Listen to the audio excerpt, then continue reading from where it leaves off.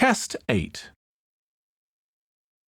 You will hear a number of different recordings, and you will have to answer questions on what you hear. There will be time for you to read the instructions and questions, and you will have a chance to check your work. All the recordings will be played once only.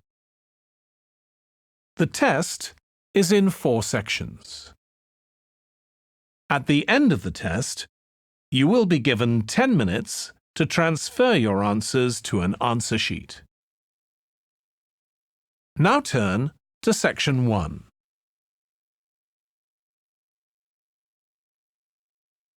Section 1. You will hear a telephone conversation between a woman who is looking for a job and a man from a company that organizes cycling holidays. First, you have some time to look at questions 1 to 6.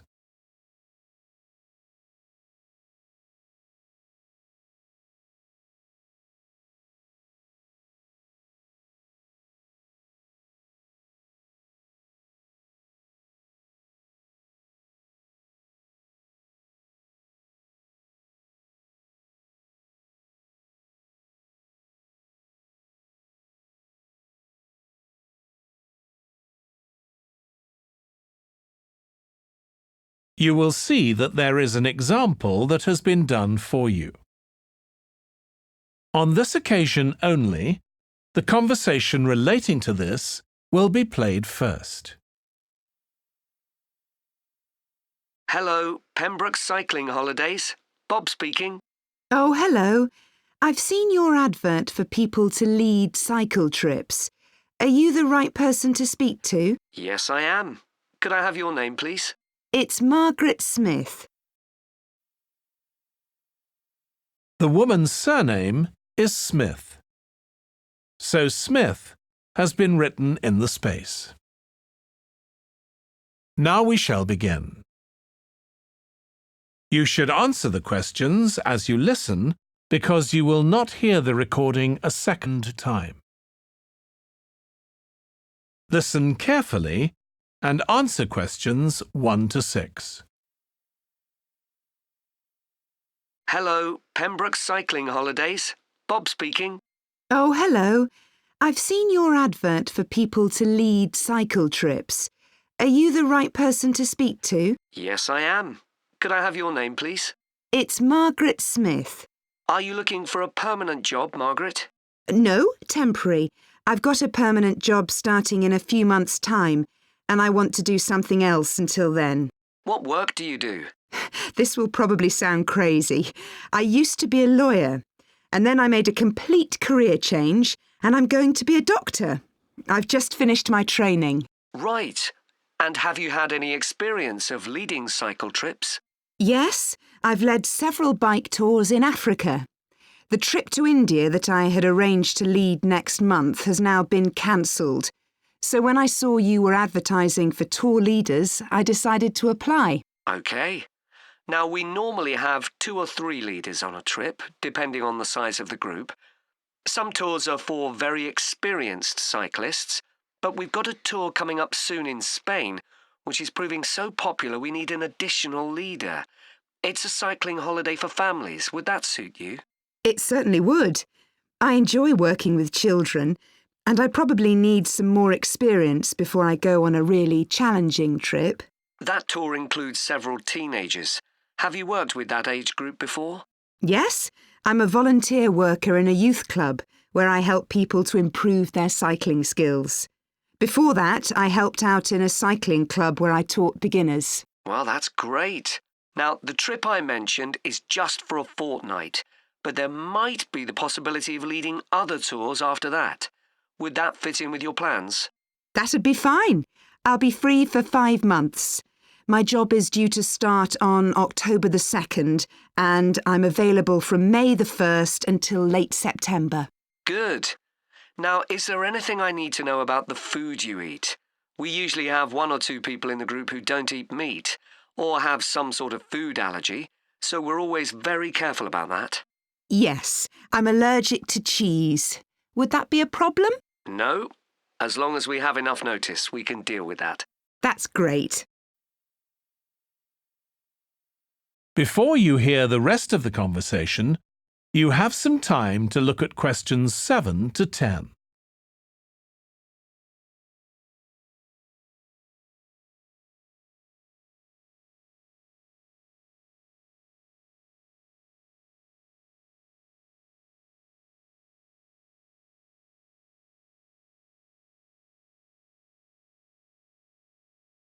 Now listen and answer questions 7 to 10. It sounds really interesting. Would you like me to fill in an application form? Yes, please. Where should I post it to? Could you send it to 27 Arbuthnot Place, Arbuthnot Place, Dumfries? And what's the postcode, please? DG7 4PH. Was that P Papa or B Bravo? P Papa. Got that. If you could return the application form by Friday this week, we can interview you on Tuesday next week. Say 2:30? Would that be possible for you? Yes, it's fine. You're quite a long way from where I live, so I'll drive over on Monday. Should I bring anything to the interview? We'll have your application form, of course, but we'll need to see any certificates you've got that are relevant in cycling, first aid, or whatever. OK. And at the interview, we'd like to find out about your experience of being a tour guide. So, could you prepare a 10-minute talk about that, please? You don't need slides or any complicated equipment, just some notes. Right. I'll start thinking about that straight away. Good. Well, we'll look forward to receiving your application form and we'll contact you to confirm the interview. Thanks very much. Thank you, Margaret. Goodbye. Bye. That is the end of section 1. You now have half a minute to check your answers.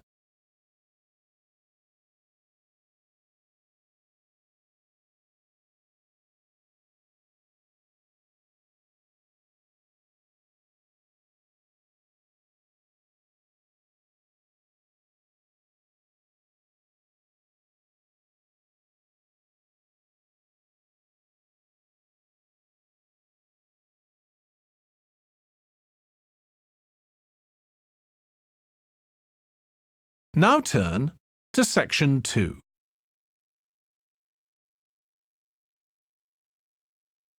Section 2. You will hear a podcast about an area called the Sheep Market in a New Zealand city. First, you have some time to look at questions 11 to 14.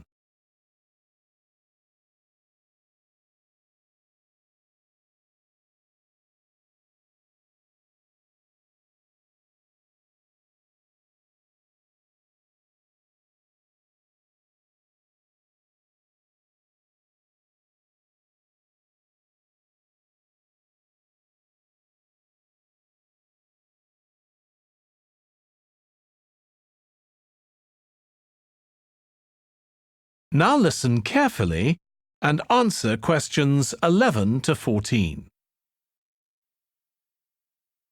Welcome to this podcast about the sheep market, which is one of the oldest parts of the city. As its name suggests, there was originally a market here where farmers brought their sheep, but now it's been redeveloped into a buzzing, vibrant area of the city, which is also home to one of the city's fastest growing communities. The nearby university has always meant the area's popular with students who come in to enjoy the lively nightlife, but now graduates embarking on careers in the worlds of fashion and design are buying up the new apartments recently built here to replace the small houses where the market workers used to live. The narrow old side streets are great places for finding original pictures, jewellery and ceramics which won't break the bank, as well as local produce like fruit and vegetables. There's also lots of pavement cafes where you can have a coffee and watch tourists from all over the world go by. The oldest buildings in the area are on the main streets, including the city's first department store, built in the 1880s, which is still open today. The sheep market is a centre for fashion, and there's a policy of encouraging new young designers. The Young Fashion Competition is open to local young people who are passionate about fashion. This year, they've been asked to design an outfit based on ideas from the music and technology that's part of their everyday life, using both natural and man-made fibres. The garments will be judged by a panel of experts and fashion designers, and the winning entries will be modelled at a special gala evening. Parking at the sheep market is easy. There are plenty of pay and display car parking spaces on the roadsides, which are fine if you just want to stay for an hour or two.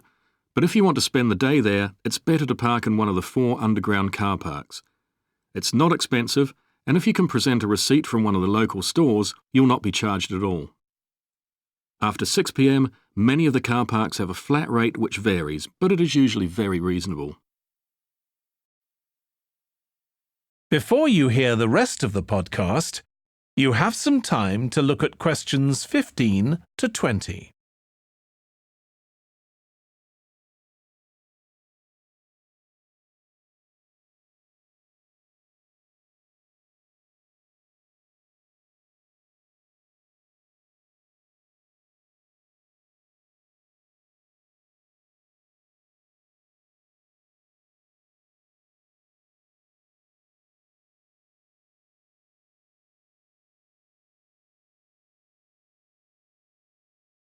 Now listen and answer questions 15 to 20. The sheep market is one of the main centres for art and history in the whole of the country. If you look at our map, you'll see some of the main attractions there. Most visitors start from Crawley Road at the bottom of the map. The Reynolds House is one of the oldest houses in the city and is open to the public. It's on the north side of Crawley Road, next to the footpath that leads to the public gardens. The area is particularly interesting for its unusual sculptures. The thumb is just what its name suggests, but it's about 10 metres high. You'll see it on Hill Road, across the road from the bank. The museum's got a particularly fine collection of New Zealand landscapes. It's on the east side of the sheep market, on City Road. It's on the other side of the road from the public gardens, immediately facing the junction with Hill Road. The Contemporary Art Gallery is on a little road that leads off Station Square, not far from the public gardens. The road ends at the gallery. It doesn't go anywhere else. That's open every day except Mondays. The Warner Gallery specialises in 19th century art. It's on City Road, near the junction with Crawley Road, on the same side of the road as the public gardens. It's open on weekdays from 9 to 5 and entry is free. Finally, if you're interested in purchasing high-quality artwork, the place to go is Nucleus.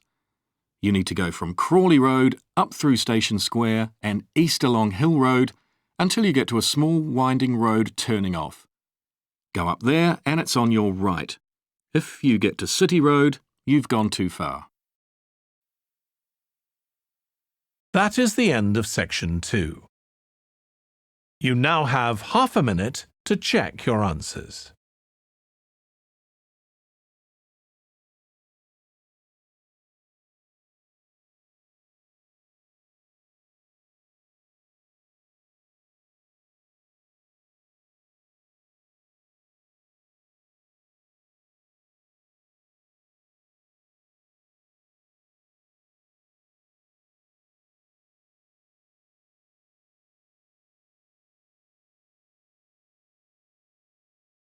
Now turn to section 3.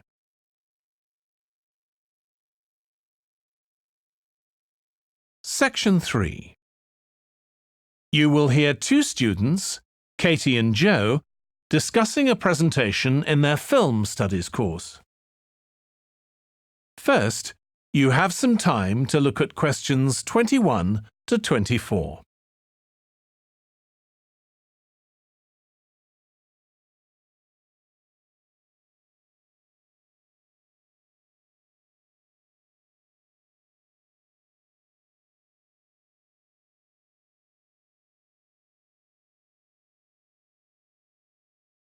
Now listen carefully and answer questions 21 to 24.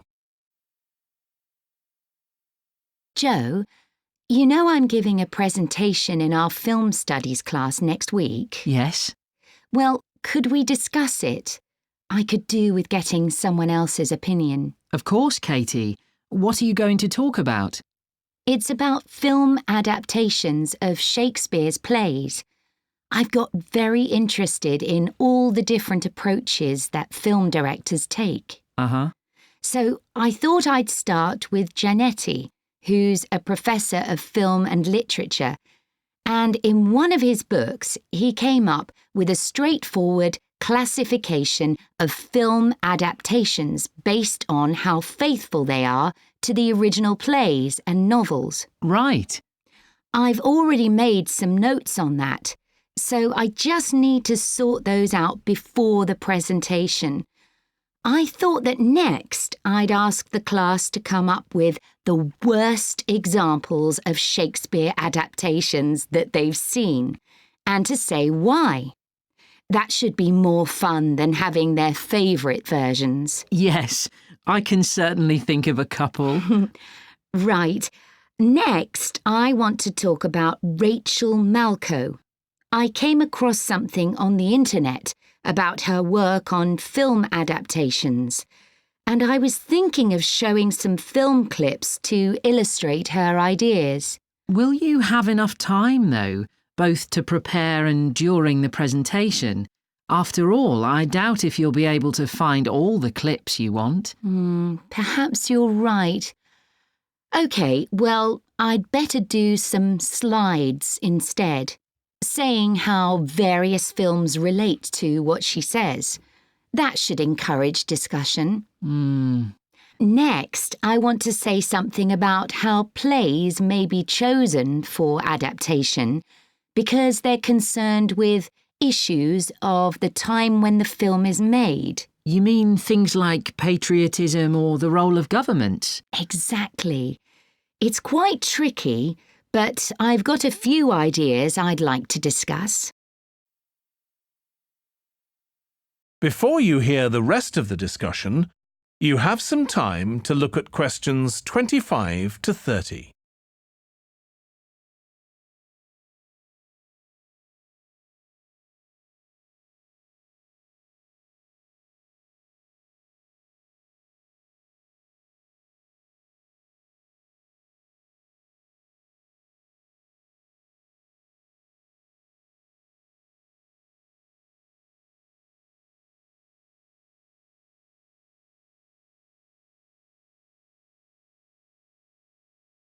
Now listen and answer questions 25 to 30. And finally, I want to talk about a few adaptations that I think illustrate a range of approaches and make some comments on them. Do you know the Japanese film Ran? I haven't seen it. It was based on Shakespeare's King Lear, wasn't it? That's right. It was a very loose adaptation, using the same situation and story, but moving it to 16th century Japan instead of 16th century Britain. So, for example, the king's daughters become sons, because in Japanese culture at that time, women couldn't succeed to the throne. OK. I hope you're going to talk about the 1993 film of Much Ado About Nothing. I think that's one of the best Shakespeare films. It really brings the play to life, doesn't it? Yes, I agree. And I think filming it in Italy, where the play is set, makes you see what life was like at the time of the play. Absolutely. Right, what's next? Next, I thought Romeo and Juliet, the 1996 film, which moves the action into the present day. Yes, it worked really well, I thought, changing the two feuding families in the original to two competing business empires, even though they're speaking in the English of the original play. You'd expect it would sound really bizarre, but I found I soon got used to it. Me too. Then I thought I'd include a real Hollywood film, one that's intended to appeal to a mass commercial audience. There must be quite a number of those. Yes, but I've picked the 1996 film of Hamlet. It included every line of the text, but it's more like a typical action hero movie. There are loads of special effects, but no unifying interpretation of the play. All show and no substance. Exactly. Then there's Prospero's books, based on The Tempest. That was really innovative from a stylistic point of view. Didn't it include dance and singing and animation as well as live actors? Yes, it did. I also want to mention Looking for Richard. Did you ever see it? No, but I've read about it. It was a blend of a documentary with a few scenes from Richard III, wasn't it? That's right. It's more a way of looking into how people nowadays connect with the playwright. The play is really just the starting point. And that'll be where I finish. Well, it sounds as though it'll be very interesting. That is the end of section 3. You now have half a minute to check your answers.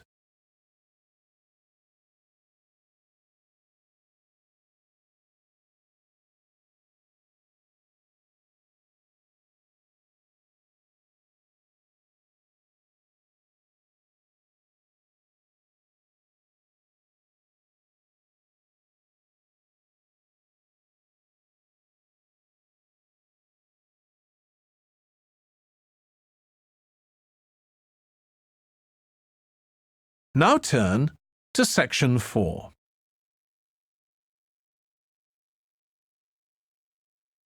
Section 4. You will hear part of a lecture about noise in cities. First, you have some time to look at questions 31 to 40.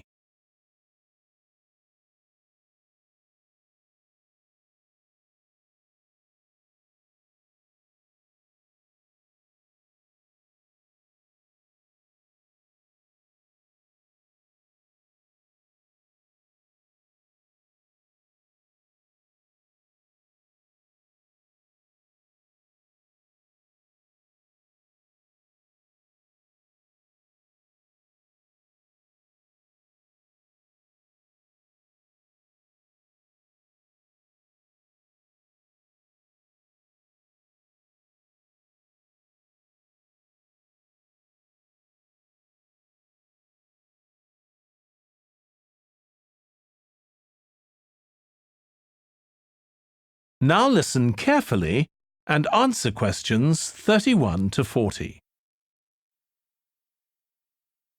This lecture will be about the science of acoustics, the study of sound, in relation to urban environments such as cities.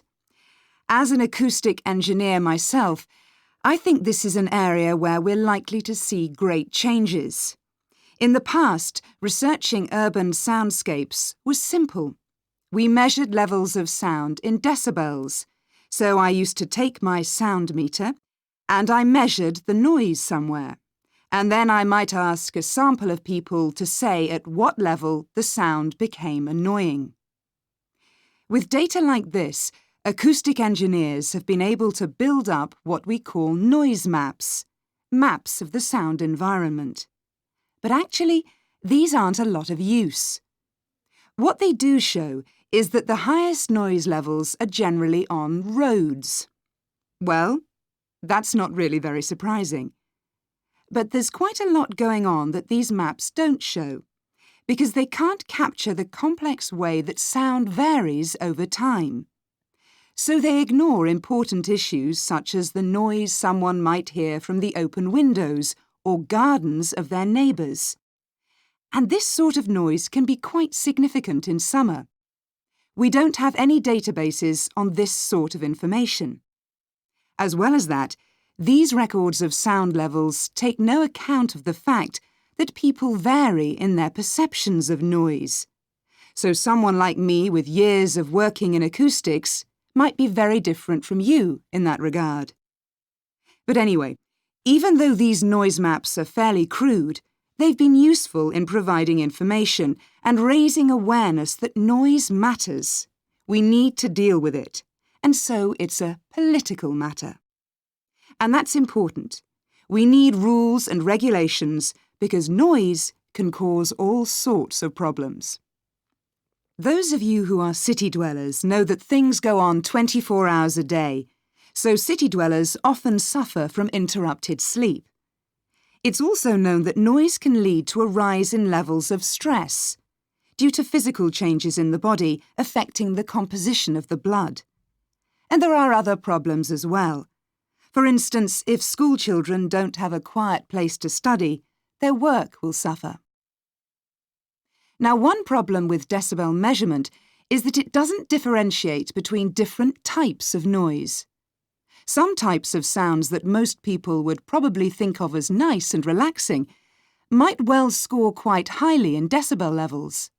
Think of the sound made by a fountain in a town square, for example. That's not necessarily something that we'd want to control or reduce. So maybe researchers should consider these sorts of sounds in urban design. This is going to be tricky, because just measuring decibel levels isn't going to help us here. Instead, many researchers are using social science techniques, studying people's emotional response to sound by using questionnaires and so on.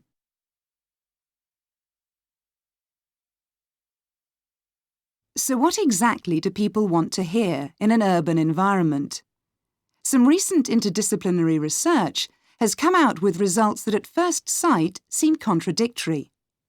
A city needs to have a sense of activity, so it needs to be lively, with sounds like the clack of high heels on a pavement or the hiss of a coffee machine.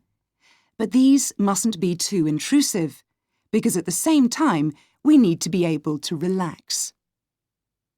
One of the major problems in achieving this will be getting architects and town planners to use the research. Apart from studying the basics of acoustics, these people receive very little training in this area. But in fact, they should be regarding sound as an opportunity to add to the experience of urban living, whereas at present they tend to see it as something to be avoided or reduced as far as possible, or something that's just a job for engineers, like the street drainage system.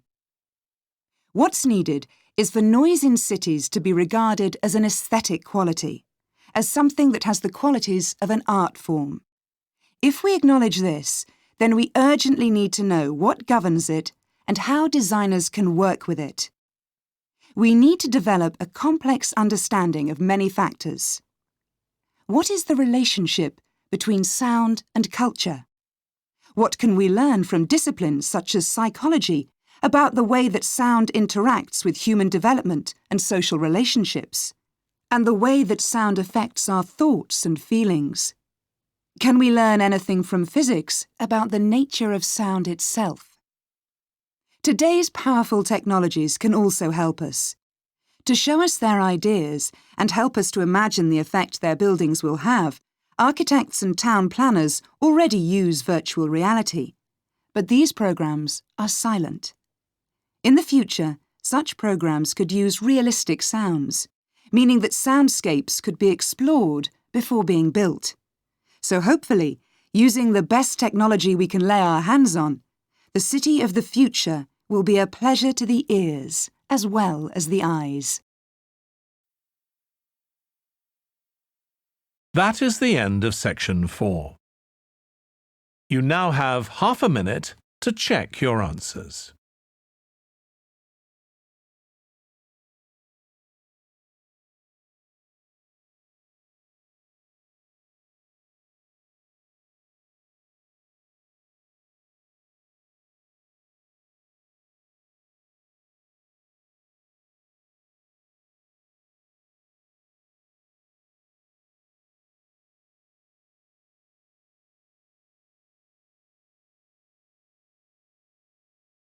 That is the end of the listening test. In the IELTS test, you would now have 10 minutes to transfer your answers to the answer sheet.